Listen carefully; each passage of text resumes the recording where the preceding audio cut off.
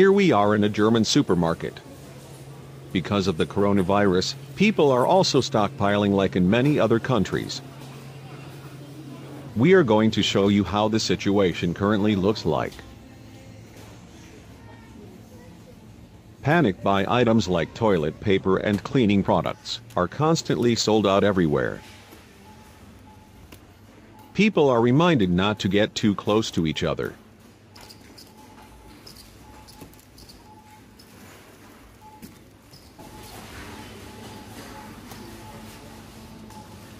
To protect the cashiers, a few supermarkets started to build barriers.